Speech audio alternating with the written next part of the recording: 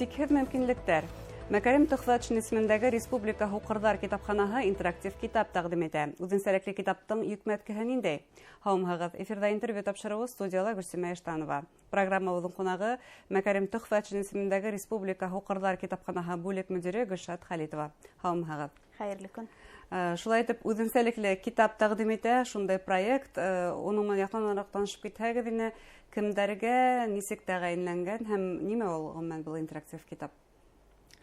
Ысынлап та мына кисә генә беҙҙә асыҡ китап исемле мультиүҙәк асыу сараһы үтте. Менә шуның проекттың презентацияһын үткәреп ебәрҙек. Был ысынлап та бик ҡыҙыҡлы һәм үҙенсәлекле проект тип әйтер инем. Ни өсөн тигәндә, менә бөгөн беҙ һөйләйбеҙ бит инде виртуаль тормош менән реаль тормош уртаҡлыҡ таба, ул заман талабы. Һәм был китап менә беҙҙең уҡыусыларыбыҙға һәм башҡа категория инвалидтар өсөн бик уңайлы итеп эшләнгән, мультимедиа пространствоһында булған виртуаль геройҙар менән таныштыра ала. Шул виртуаль тормошта менә уҡыусылар үҙҙәренә кәрәкле мәғлүмәтте таба ала. Яғни бына һеҙҙең китапханаға күреү һәләте насар булған, йә бөтөнләй күрмәгән кеше килһә, был интерактив китапҡа килә лә, унан ниндәй мәғлүмәт ала? Ул нисек эшләй ғөмүмән? Сенсор экранмы, аудио экранмы, нисегерәк? Аңлашылды, рәхмәт. Хәҙер аңлатып китәм. Әйткәндә, был информацион киоск, ҙур сенсор экранлы информацион киоск. Мына күҙе насар күргән, бәлки бөтөнләй күрмәгән кеше был киосктың янына, мультиүҙәктең янына килә лә. Күҙе насар күрә икән, унда төрлө опциялар бар. Күҙе насар күрә икән, ул төҫөн үҙгәртә ала. Мына беҙ һеҙҙең менән төҫтәрҙе төрлөсә күрәбеҙ бит. Ә күҙҙәре насар күргән кешеләр, улар бөтөнләй икенсе төрлө ҡарашта. Шуның өсөн улар үҙҙәренә менә ҡыҙыл төҫкә үҙгәртәме экранды, зәңгәр төҫкә үҙгәртәме, үҙгәртә лә шунда булған мәғлүмәт менән яҡыныраҡ таныша ала. Бәлки инде күҙҙәре бөтөнләй күрмәгән кеше булһа, был интерактив китапта аудио яҙма ярҙамында барлыҡ булған, унда яҙылған яҙмаларҙы һөйләгән шундай опция бар инде. Менә нимәгә, ҡайһы кнопкаға баҫтығыҙ, ниндәй опцияны астығыҙ, ҡайһы шағир менән танышырға теләйһегеҙ, барыһы ла аудио яҙма ярҙамында беҙҙең уҡыусыларыбыҙға шундай мәғлүмәт бирә инде. Ҡолаҡтары насар ишеткән кешеләр булһа, шундай уҡ опция бар. Улар шул опция менән ҡулланып, уларҙың менә ҡолағында аппараттары була бит инде, әйтеп китәйек, напрямую, шунда туранан-тура нимә һөйләй, шуны үҙҙәренең аппараттарына ишетә ала. Һәм әйтеп китер инем, менә икенсе категория инвалидтар, улар аҙ мобиль кешеләр, коляскала ултырған кешеләр, шулай уҡ был мультиүҙәк менән ҡуллана ала. Ни өсөн тигәндә, менә ул мультиүҙәк китап ҙур ғына, бейек бит инде. Улар уның янына килеп, шул уҡ опция, икенсе опция менән ҡулланды һине, ундағы яҙмалар аҫҡа төшә. Аҫҡа төшә, улар үҙҙәренең менә коляскаларында ултырып, үҙҙәренә уңайлы форматта уҡыйҙар, ҡарайҙар, тыңлайҙар. Мында күрһәтелгән барлыҡ мәғлүмәтте. Ысынлап та үҙенсәлекле шундай интерактив китап тип әйтергә мөмкин. Бына унда әлеге ваҡытта йөкмәткеһе ниндәй мәғлүмәт индерелгән, нимә белеп була? Мына эште башлағанда быйыл уйланыҡ та инде. Быйылғы йылда үҙебеҙҙең юбиляр яҙыусыларыбыҙ бар. Шулар тураһында мәғлүмәтте беҙ китапхана булараҡ ул китапҡа загружать итергә булдыҡ. Быйыл инде менә Нуғман Мусиндың юбилейы булып үтте бит инде. Михаил Булгаков, Сергей Аксаков һәм ошо яҙыусылар тураһында, юбиляр яҙыусылар тураһында әлеге көндә унда информацияны табырға була. Ул информациялар менә нисек бирелгән? Кемгәлер биографияһы ҡыҙыҡлы бит инде, кемгәлер әҫәрҙәре кәрәк бит инде, кемгәлер кинолар кәрәктер, тифло аңлатмалы, документаль йәки нәфис фильмдар кәрәктер, улар менән таныша ала. Кемгәлер менә бөгөнгө көндә бик актуаль тема QR-кодтар менән бәйле бит инде. Кемгәлер интернет селтәренән икенсе төрлө мәғлүмәт кәрәк. шул функция ярдәмендә менә интернет һылтанмалар бар инде. Айырым һәрбер язучыга бирелгән. Шул интернет һылтанмалар функциясын асып, кеше үзенә кирәк мәгълүматты QR-код ярдәмендә үзенең телефонына ала. Һәм был нимәһе менән уңайлы дип әйтер инем. Кеше үзенең телефонына алды икән был QR-кодты, кайткас өендә лә шул мәгълүмат менән якындан тыныслап таныша ала. Ягъни был китапхананан китап алып торган һымак була инде. Шулай. Бар тик заманса шундай элементтар менән. Менә сынапта заман хәзер икенче, ханлы дәвердә яшәйбез. Шуга бәйле һезнең эшегездә нинди үзгәрешләр барлыкка килде? Фонд икенчеләй төзеләме хәзер? Шул бәләкәс кенә интерактив китаптарга һыймалы гынамы? Гомумән ничек һезнең эшегез хәзер? Әлбиттә, без онытырга тиеш түгелбез. Без үзенчәлекле китапхана, безнең укучыларыбыз да үзенчәлекле кешеләр бит инде. Әлбиттә, заман талабы буенча без үзебезнең фондтарыбызны баетабыз. Электрон безнең китапханабыз бар үзебезнең. Ябай фондыбыз бар, тибетек бик бай китаптар һәм безнең специаль литература бар. Ул да булһа инде брайль шрифты менән эшләнгән китаптар, аудио язма ярдәмендә яздырылган китаптар тыңлай алабыз бит инде.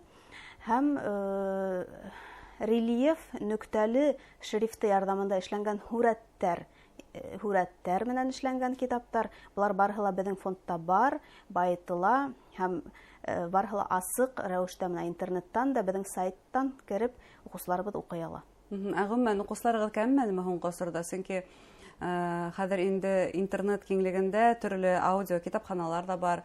Юк, безнең укучыларыбыз кәмемәне. Ни өчен дигәндә, безнең әйттем бит инде, үзебезнең электрон китапханабыз бик бай. Һәм ул китапханала менә көндән көн яңа китаптар, яңа әсәрләр килеп чыгып тора. Моныһы беренчедән. Икенчедән, безнең укучыларыбыз Tiflo Flash Player ярдәмендә укырга бик яраталар, уларга был уңайлы. Был плеер инде менә ярдәмендә улар килеп, кеше беренчедән белмәй икән, ул плеер нимә икән, безнең китапханага килеп шул плеерды алып үзенә, әлбиттә аңлаталар, ничек укырга икән, һәм бәләкәс кенә флешка ярдәмендә ниндәй китап теләйдәр, шул китапты алып, флешка ярдәмендә плеерга куеп тыңлай алалар. Был ысынында улар өчен бик уңайлы һәм шул рәвештән дә, һәм әйтәм инде фондыбыз бай булган рәвештән дә безнең укучыларыбыз кәмемәне һәм кәмемәячәк дип уйлыйм. Был үзенә күрә аралашу урыны ла һезнең китапхана, шулай бит үзенчәлекле ниндидер саралар, бына кичә үткән саралны әйтергә мөмкин. Шуның өчен дә һездә укучыларыгыз кәмемәгәндер. Сынлап та һезнең укучыларыгызның дөньяга үз карашы һәм улар икенче төстәр менән дә бәлки күрәләр. Ниндәй авторларга, ниндәй әсәрләргә улар өстенлек бирә?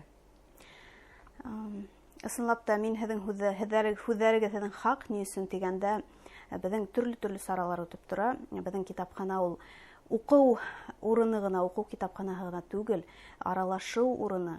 Күҙәре насар күргән, күҙәре күрмәгән кешеләр өчен аралашу ул иң беренче, менә иң мөһиме булып тора, беренчедән. Әсәрләргә килгәндә, барлык кеше төрле был дөньяла. Шулай ук менә күҙәре күрмәгән кешеләр арасында төрле кешеләр бар.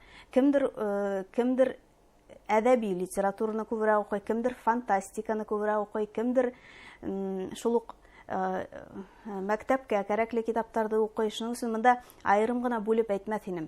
Ысын әйткәндә, ул кешеләр бик китап укырга яраталар һәм дөньяны улар мөгаен китап аша танып беләләр. Дөньяны улар ысынлап та китап аша танып белә. Шуның өчен улар төрле жанрларда укый. Менә ысын әйткәндә, айырып кына әйтеп булмый, айырып кына әйтеп булмай. Яраткан китаптары дип. Бuna һез әйттегез, байып тора тинегез фондыгыз. Сынапта һуңгы вакытта әдәби дөньяла яңалыктар байтак кына, заманса әдәбият тулы кимәлдә киләме һезнең китапханага? Заманса әдәбият килә, электрон форматтарда ла бик күп килә. Ни өчен дигәндә, без уның турында әйттек бит инде, бүген ул заман талабы. Шуның өчен яшьтәргә менә электрон форматта уку шулай ук кызыклы. Заманыбызның билдәле язучыларының билдәле әсәрләре укып буламы һездә шул ук Яхинаның Зөләйхаһын. Әлбиттә, гүзәл Яхинаны бик яратып укыйлар һәм укыйдар. Ул менә китаптарга теге шундай спрос бик зур булды һәм теге ихтыяҗ зур булды, ысынлап та әле лә укыйдар яратып. Яңалыктар менән танышып баралар, тимәк, һәр классларыгыз. Яңалыктар менән танышып баралар. Бына әле шундай заманса зур техник мөмкинлек менән файдалана республиканың укырдар өчен махсус китапханаһы. Республикаларга башка китапханаларга ошо тәҗрибәне тарату мөмкинлеге турында уйлаганыгыз бармы? Безнең китапхана ул менә инвалидтар менән эшләү буенча республикала бердән-бер урын булып тора бит инде. Шуның өчен без бөтә республикала булган китапхана эшчеләре өчен ел һайын семинардар, тифлосессия дип атайбыз, тифлосессиялар үткәреп торабыз. Онда инде без инвалидтар менән ничек эшләргә, уларга ниндәй саралар кызыклы, ниндәй китаптар кызыклы барыһын да аңлатабыз, күрһәтәбез, ниндәй яңалыктар бар барыһын да һөйләйбез. Шуның өчен менә безнең тифлосессияларда үткән китапхана эшчеләре менә бик күп кәрәкле информация, мәгълүмат үзләренә алалар. Безнең Башкортстан әдипләренең әсәрләре тупланган һәм Нугман Мусинда әйтеп үттегез, тагы башка авторларда ничек аудио китаптары бармы? Чөнки аудио китаптар менән республикала барыбер да кытлык әлегә.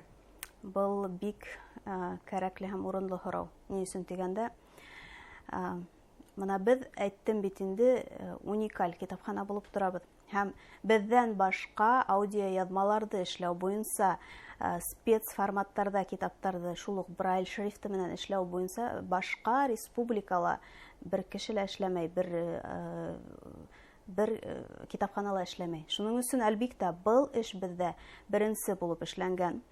Үзебезнең язучыларыбызны, менә краеведик литератураны без беренче урынга куеп сыгарабыз. Безнең үзебезнең отдел бар. Улар гомумән әйткәндә менә тифлоиздательский отдел. Улар шул китаптарды бастырып сыгара үзебездә. Рельеф нүктәле һүрәттәр менән тулыландырылган китаптар, брайль шрифты менән эшләнгән китаптар, үзебезнең башкорт язучыларының, Башкортстанда туган язучыларның һәм әлбиттә аудио китаптарды яздырып сыгарабыз. Әлбиттә улар барыһы ла тик безнең китапханаларга гына күрһәтелгән. Һеҙгә эшегеҙҙә ҙур уңыштар теләйбеҙ, тағы ла яңы проекттар һәм яңы программалар теләп ҡалабыҙ. Рәхмәт. Хөрмәтле тамашасылар, һеҙгә Мәкәрим Төхфәтшин исемендәге Республика Һуҡырҙар китапханаһының бүлек мөдире Гөлшат Хәлитова менән әңгәмә тәҡдим иттек. Иғтибарығыҙға ҙур рәхмәт. Һау булығыҙ.